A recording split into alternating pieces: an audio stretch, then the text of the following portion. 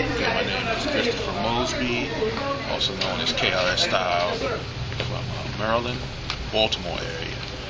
Right now I work in Washington, D.C. for the United States government. Okay. What brought you here to Onyxcon? Well, Onyxcon is one of the premier comic expos for black comics. And by black comics that focus on African American creators and creations that you normally won't find at some of the mainstream conventions. And what do you think is, beyond that, what else do you think is important about Onyxcon and supporting events like Onyxcon? Well, this is a place where books that we might want to see will get seen. You go to a mainstream show, most people are looking for an Avengers, a Batman. When people come to Onyxcon or ECBAC, they're looking for something that characters that look like them. This is where they know they can find it.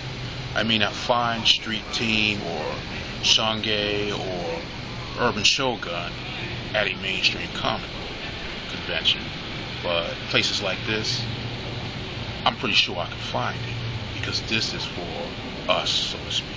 Not that that means to exclude anybody, but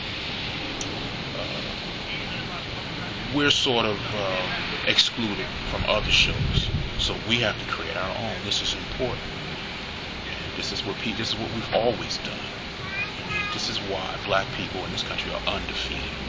No matter what's happened to us, we take what we know, what we can do, and we make something out of it.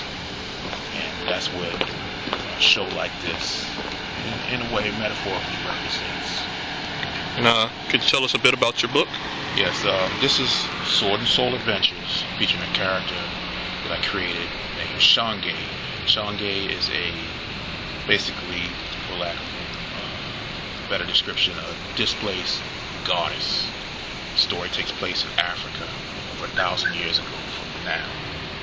And basically Shange is, like I said, she's displaced. She basically broke rules laid down by her father. And I think anybody that has a child can relate to that. Any child who has parents and it broke the rules can relate to a severe punishment. Her punishment is severe. She's now mortal. Although she has certain abilities that are above human beings, she's, for all intents and purposes, mortal. She can be killed. She can die. Get sick. And her companion is a lion. Contains the essence of the human love that she took. This is why she is now no longer a goddess. So, in this story, Shange receives a mental summons from creative spirits. And these are the same beings that cast her out. She's looking for redemption, so she answers the call. And she comes across a village that's being terrorized by the spirits. And that's where basically the story is. Okay. Now, this is a collaboration with you and Milton Davis. Yes. Could you tell us a bit about how that came to be, and how important is it for black creators to collaborate on that level? Well, it came to being, I did an illustration, the one you see on the back cover, and Milton asked me what I was going to do with it. I didn't have any idea. I just wanted to do a warrior type woman, African. And from there we kind of emailed back and forth, story idea, and he came up with something, and this is it. Collaboration process.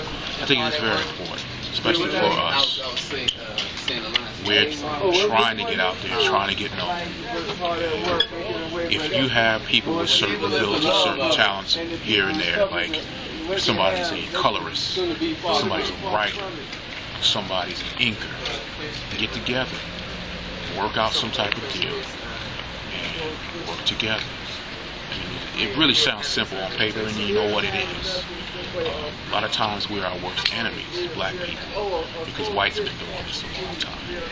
Some of the most popular creators out there, Marvel and DC, have collaborated with others, and they figured out how to structure a cut, deal, and they went and got it done. There's no reason on earth why we can't do the same thing. The problem that exists is that these books are looked at as black books, black products. But that's fine. You know, ignore the label and sell it to your people. Because when rap music started, it was black music. It was black stuff. It was in the ghetto. White people weren't listening to it. Now look at it 30 years later. Who's listening to it? Listen to it more than we do. If Kool Herc, Bambaataa, the rest of those guys had listened to the talk, or that's just black music, it wouldn't be where it is now. The same thing can be done with comics or anything that we want to do. Like I said, we're undefeated.